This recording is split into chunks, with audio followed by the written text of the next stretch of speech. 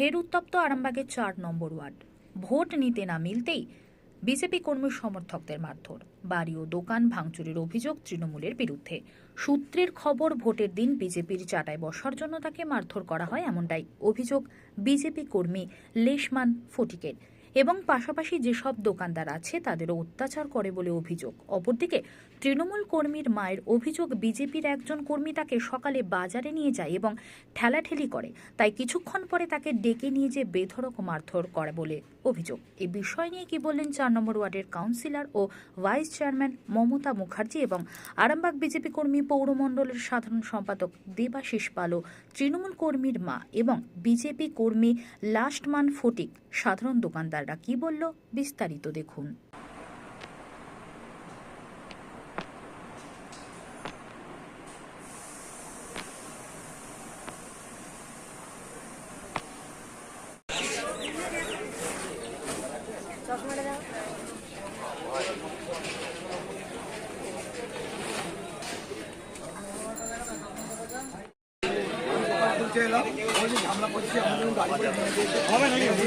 আমি যে সারাতে গেলাম, গাড়ি ফাড়ি ঠিক করেছে, ওনারা বলতে আমার বললো বলে আমি দোকানটা করি।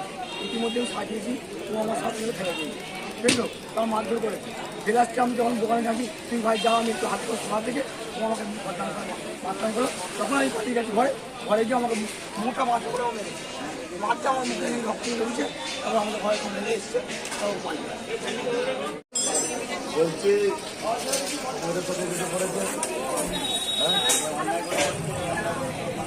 তোমাদের সাথে করেছে, কারোর সাথে করেছে এরকম, মানে ব্যবসার পয়সা তাদের বাজারে এরকম করেছো, বাজারে করে বিনা থেকে গালাগালি করেছে, এর আগে তো করেছে, আগেও করেছে, অনেকগুলো করেছে, এগুলো মেনে দিয়ে এটা বারবার হয়ে যাচ্ছে। মাসে বলতে গেলে বহুত বার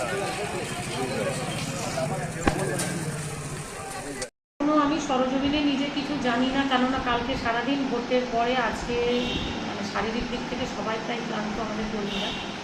তো আমি হয়তো এই মিনিট 15 আগে আমাকে একজন ফোন করেছে, আমাদেরই কর্মী, এরকম হয়েছে, একজন একটি মানে মদ খেয়েছিল বোধহয় ও, এবং যেই ছেলেটির সাথে হয়েছে সেও বাজারে বসে, এবং এই যে ছেলেটি বলছে তৃণমূলের আমাদের, সেও বাজারে বসে, ওর মাও আমাদের মানে মহিলা কর্মী দীর্ঘদিনে।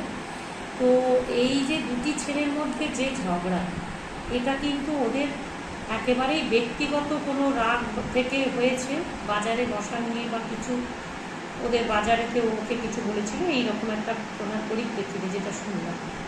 তো এটার মধ্যে পার্টির কালার কেন মেশানো হচ্ছে আমি আজ পর্যন্ত সেটা এখনও মানে প্রশ্ন শুনে আমি বুঝতে পারছি না।